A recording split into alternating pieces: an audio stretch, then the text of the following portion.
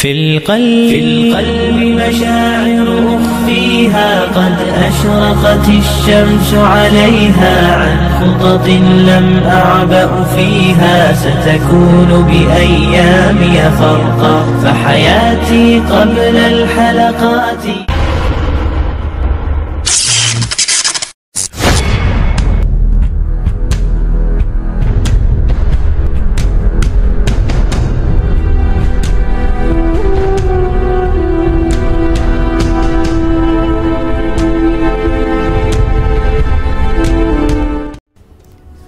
Assalamualaikum warahmatullahi wabarakatuh. Sayyidah Safiyah binti Huyai adalah bangsawan Bani Nadir, keturunan Nabi Harun alaihissalam. Maknanya, jika ditarik garis nasabnya, Nabi Musa alaihissalam terhitung sebagai pamannya. Rasulullah SAW pernah mengatakan kepadanya, "Sesungguhnya engkau adalah putri seorang nabi. Pamanmu pun seorang nabi, dan engkau dalam naungan seorang nabi. Bagaimana kau tidak bangga dengan hal itu?" Sayyidah Safiyah lahir tahun 9 sebelum Hijriah dan wafat 50 Hijriah. Tahun lahir dan wafatnya itu bertepatan dengan 613 Masehi dan 670 Masehi. Sebelum memeluk Islam, Sayyidah Safiyah pernah menikah dengan Salam ibnu Abi Haqi, kemudian dengan Kinana ibnu Abi Al-Haqi, penguasa benteng Al-Qumus, benteng paling mulia dan paling megah di Khaybar. Keduanya adalah kesatria dan penyair terbaik dari kaumnya. Kala itu, penyair menetapi posisi paling mulia. Mereka terhitung sebagai cerdik cendekia. Ayah Sayyidah Safiyah adalah Huyai bin Altab. Dia adalah seorang tokoh Yahudi sekaligus ulama mereka. Sang ayah tahu bahwa Muhammad bin Abdullah adalah seorang nabi akhir zaman. Ia tahu persis sejak kali pertama kaki Nabi yang mulia menginjak tanah Yasrib atau Madinah. Namun ia sombong dan menolak kebenaran. Karena apa? Karena Nabi itu berasal dari Arab, bukan dari anak keturunan Bani Israel. Keadaan itu diceritakan oleh Sayyidah Safiyah sebagai berikut. Tak ada seorang pun anak-anak ayahku dan pamanku yang lebih keduanya mencintai melebihi aku. Tak seorang pun anak-anak keduanya membuat mereka gembira, kecuali ia melibatkan aku bersamanya. Ketika Rasulullah SAW tiba di Kuba, perkampungan Bani Amr bin Auf, ayah dan pamanku Abu Yasir bin Altab datang menemuinya di pagi buta. Demi Allah, mereka baru pulang menemui kami saat matahari menghilang.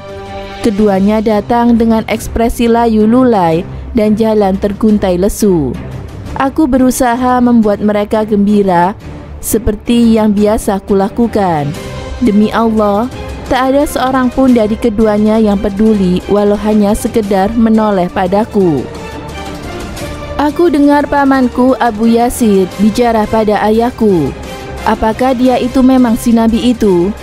Iya, demi Allah, jawab ayah. Kau kenali dia dari sifat-sifat dan tanda-tandanya? Tanya paman lagi. Iya, demi Allah. Ayah memberikan jawaban yang sama. Lalu bagaimana keadaan dirimu terhadapnya? Tanya paman. Ayah menjawab, demi Allah, permusuhan selama aku masih hidup. Diceritakan oleh Musa bin Utbah al-Zuhri bahwa saat Rasulullah SAW di Madinah, Abu Yasir bin Altab datang menemui beliau.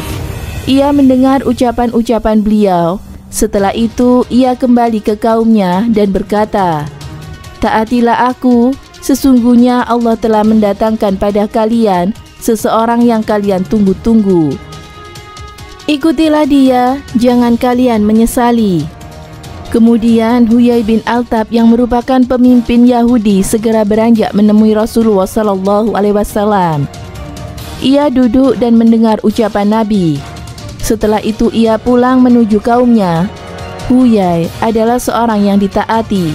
Ia berkata, "Aku telah datang menemui laki-laki itu. Demi Allah, aku akan senantiasa memusuhinya selamanya."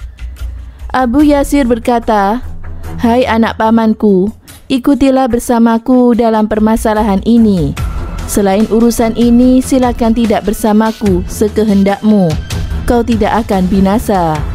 Huyai menjawab, "Tidak, demi Allah, aku tak akan menurutimu." Ia dikuasai oleh setan dan kaumnya mengikuti pandangannya.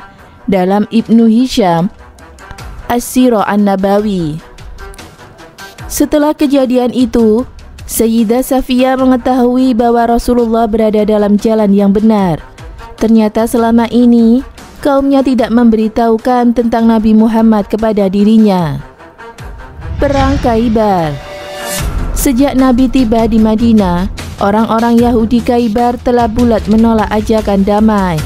Kebuntuan tersebut tak dapat didobrak kecuali dengan perang.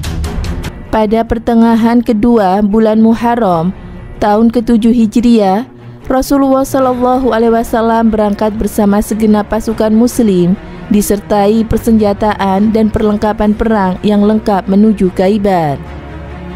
Begitu melihat mereka, Rasulullah berseru, "Allahu Akbar, hancurkan Khaibar. Sungguh ketika kami turun di halaman suatu kaum, amat buruklah pagi hari yang dialami oleh orang-orang yang mendapat peringatan itu." Setelah pertempuran berdarah yang terjadi antara iman dan kekufuran itu berlangsung, perang berakhir dengan kemenangan di pihak kebenaran dan Islam yang mengalahkan kebatilan dan kekufuran. Khaibar pun runtuh, benteng-bentengnya berhasil ditembus, para laki-lakinya pun terbunuh termasuk Huyai bin Akhtab, sedangkan para wanitanya menjadi sandera. Salah satu wanita yang menjadi sandera adalah seorang bangsawan Bani Nadir, Sayyidah Safiyah binti Huyai. Ia adalah kembang wanita Khaibar yang paling mulia bagi mereka, dan saat itu Sayyidah Safiyah belum genap berusia 17 tahun. Saat para tawanan dikumpulkan, dia bin Khalifah Al-Kalbi menemui Rasulullah SAW. Ia berkata, "Wahai Rasulullah, berikan aku seorang budak wanita dari tawanan itu." Nabi menanggapi, "Silakan, ambillah seorang budak perempuan." Dihya yang merupakan malaikat Jibril suka menyerupainya itu memilih Safiyah binti Huyai. Lalu datang menemui Nabi. Ia berkata, "Wahai Nabi Allah, Anda telah memberikan Dihya seorang Safiyah binti Huyai, seorang tokoh Bani Khuraiza dan Bani Nadir, wanita yang tak layak untuk siapapun kecuali Anda." Kemudian Nabi bersabda, "Panggillah Dihya bersama dengan Safiyah." Dihya pun datang membawa Safiyah. Saat Nabi melihat Safiyah, beliau berkata kepada Dihya, "Pilihlah tawanan wanita selain dirinya." Dihya pergi tanpa membawa pulang Safiyah. Dia memilih tawanan yang lain untuk dijadikan budak. Sementara Rasulullah mempunyai bagian harta perang yang biasanya dikenal dengan istilah safi, atau jarahan perang yang dipilih pemimpin untuk dirinya. Rasulullah SAW bebas dalam memilih. Apakah ingin memilih budak laki-laki, budak perempuan atau kuda selama belum melebihi 1/5? Dalam deretan tawanan itu ada juga Kinana ibnu Rabi, suami Safiyah binti Huyai yang saat itu menjadi penanggung jawab harta simpanan Bani Nadir. Akhirnya ia diseret untuk menghadap Rasulullah. Beliau menanyakan kepadanya tentang gudang kekayaan Khaibar itu, tetapi ia tidak tahu dan tidak mau memberitahu di mana gudang itu berada. Ia bersikeras mengatakan bahwa dirinya tidak memegang rahasia tentang harta simpanan tersebut. Oleh karena itu, Rasulullah pun bersabda, "Jika ternyata kami menemukan padamu, akankah kami membunuhmu?" Kinana menjawab, "Ya." Tatkala Rasulullah menemukan bahwa harta itu memang disimpan di rumahnya, beliau mengirim Kinana kepada Muhammad ibnu Salamah agar dibunuh pancung. sebagai balasan untuk saudara Muhammad ibnu Salama yang dibunuh oleh kaum Yahudi dalam perang tersebut. Para wanita Humus pun digiring sebagai tawanan. Rombongan itu dipimpin oleh Sayyidah Safiyah ditemani oleh seorang saudari perempuannya. Mereka digiring oleh sang muazin Rasulullah, Bilal bin Rabah. Bilal membawa para tawanan melewati medan pertempuran yang telah berakhir. Medan itu dipenuhi oleh mayat seorang Yahudi yang terbunuh. Saudari sepupu Safiyah itu pun menjerit dan histeris melihat pemandangan tersebut. Ia menutup wajahnya, lalu ia lumurkan debu di kepalanya sambil menjerit sekeras-kerasnya, meratapi para laki-laki kabilanya. Sementara itu, Sayyidah Safiyah hanya terdiam, tetap tenang, dan tampak bersedih. Namun ia sama sekali tidak bersuara atau meratap sedikit pun. Sayyidah Safiyah dan saudarinya dibawa menghadap Rasulullah SAW. Saat itu, ketenangan menyelimuti wajah Safiyah yang cantik jelita. Sementara itu, saudarinya tampak tidak karuan dan berlumuran debu dengan baju yang tercabik-cabik. Ia tidak henti-hentinya meratap, menjerit dan menangis di hadapan Rasulullah SAW. Selanjutnya, Rasulullah mendekati Safiyah dengan pandangan penuh simpati dan belas kasih. Beliau bersabda, "Wahai Bilal, apakah engkau sudah kehilangan belas kasihan hingga mengajak kedua wanita ini melewati jasad para laki-laki mereka yang terbunuh?" Dua pilihan. Sayyidah Safiyah adalah seorang wanita tawanan yang bertakwa, bersih dan suci. Ialah wanita yang memiliki dua mata yang berkaca-kaca, kejernihan yang paling jernih. Rasulullah memberikan pilihan kepada Sayyidah Safiyah, apakah ingin dimerdekakan, kemudian akan dikembalikan kepada kaumnya yang masih hidup di Khaybar, atau ingin masuk Islam kemudian dinikahi oleh Rasulullah SAW. Sayyidah Safiyah memilih untuk masuk Islam dan menikah dengan beliau, dengan mas kawin memerdekakannya. Saat itu, Sayyidah Safiyah berkata kepada Rasulullah SAW, "Ya Rasulullah, saya memeluk Islam dan saya sudah percaya kepadamu sebelum engkau mengajak saya. Saya sudah sampai pada perjalananmu. Saya tidak punya keperluan kepada orang-orang Yahudi. Saya sudah tidak mempunyai bapa dan tidak mempunyai saudara yang merdeka. Lalu untuk apa saya kembali kepada kaumku?" Dalam satu hadis dari Anas disebutkan bahwa saat membawa Safiyah binti Huyai, Rasulullah SAW bertanya kepadanya, "Apakah engkau mau menikah denganku?" Safiyah menjawab, "Wahai Rasulullah, ketika masih musyrik pun aku telah mengharapkan hal itu. Apalagi jika Allah memberiku kesempatan untuk itu dalam Islam." Rasulullah SAW pun menunggu Safiyah sampai suci dari haid. Setelah suci, beliau memerdekakan dan menikahinya. Kemerdekaannya itulah yang menjadi mas kawin bagi Safiyah. Setelah Rasulullah menikahi Safiyah, beliau menunggu di Khaybar hingga Safiyah menjadi tenang. Setelah itu, beliau memboncengkan Safiyah menuju sebuah rumah di ujung Khaybar yang jaraknya kurang lebih 6 mil dari Khaybar. Rasulullah bermaksud menjadikan Safiyah sebagai pengantin, tetapi Safiyah menolak dan tidak mau jika Rasulullah melakukannya. Penolakan dan keengganan Safiyah memberatkan Rasulullah. Setelah itu, beliau kembali untuk menyiapkan pasukan dan segera kembali ke Madinah Al-Munawwarah. Dalam perjalanan itu, beliau melewati daerah Sabah. Selanjutnya, beliau memerintahkan pasukan agar berhenti dan turun untuk sekedar beristirahat di tempat tersebut. Saat itu, beliau melihat Sayyidah Safiyah tampak sudah siap menjadi pengantin. Ibnu Ishaq mengatakan bahwa Ummu Anas bin Malik mendatangi Safiyah lalu menyisir rambutnya, merias dan memakaikan wewangian. Safiyah pun muncul sebagai seorang pengantin yang cantik dan menawan hingga mempersona seluruh mata yang memandang. Bahkan, Ummu Sinan al-Aslamiyah mengatakan bahwa dirinya tidak pernah melihat wanita yang lebih cerah daripada Safiyah. Madinah Al-Munawwarah begitu bersinar dengan sukacita atas pernikahan Rasulullah SAW. Terselenggaralah wanita urus yang sangat ramai. Semua orang menikmati suguhan kaibar yang lezat dan kenyang. Setelah itu, Rasulullah SAW menemui Safiyah dengan hati yang masih menyiksa sedikit duka dan tekanan atas keponakan Sayyidah Safiyah sebelumnya untuk menjadi pengantin beliau.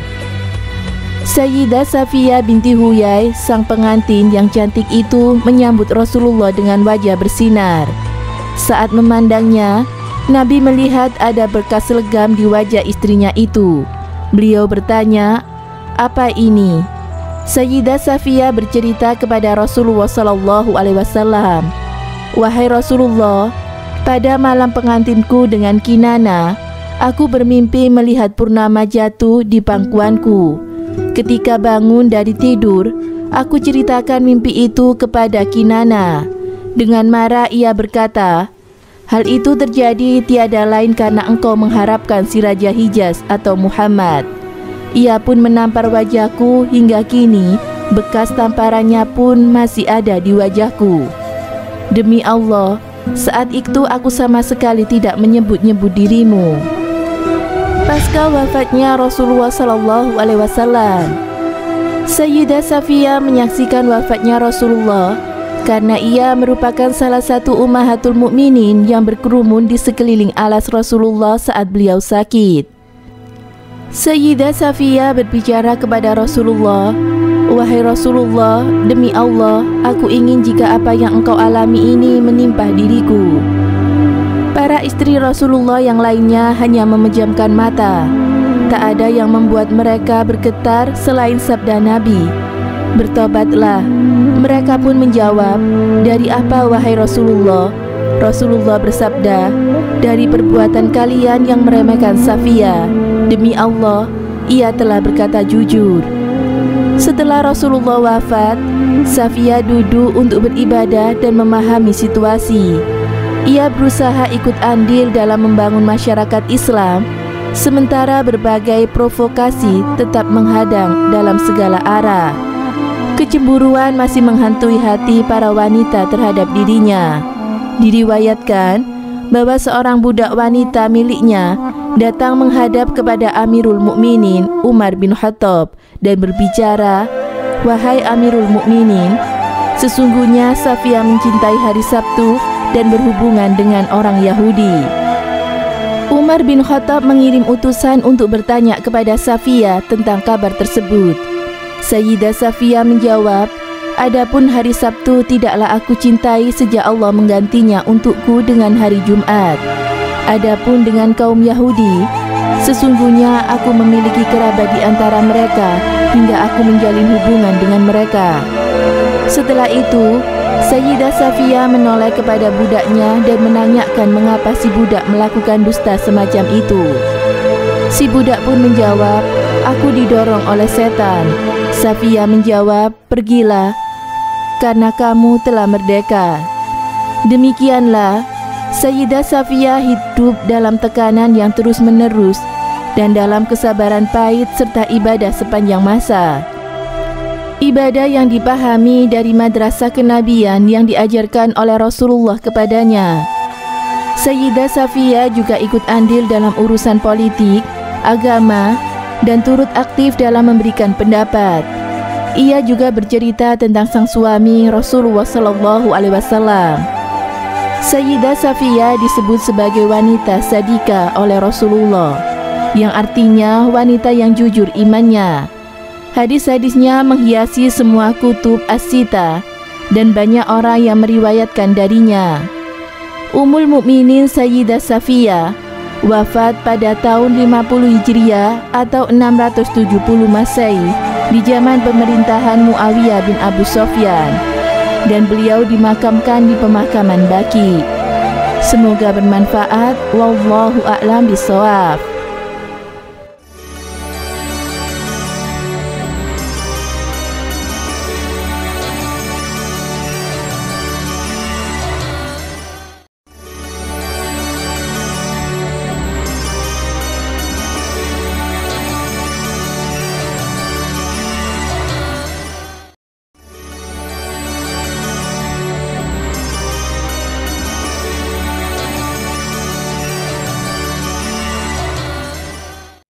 Assalamualaikum warahmatullahi wabarakatuh, pemirsa Amirul Mukminin yang dirahmati Allah Subhanahu wa taala.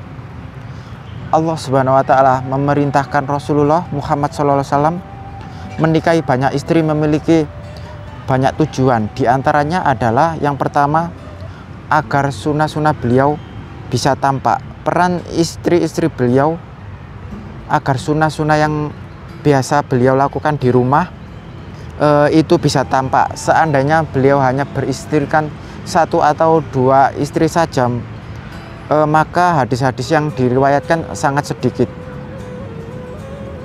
Yang kedua, untuk menundukkan hati kabilah-kabilah agar mereka memeluk Islam. Misalnya adalah Safiyah binti Huyai yang berasal dari Yahudi, agar orang-orang Yahudi ini masuk Islam.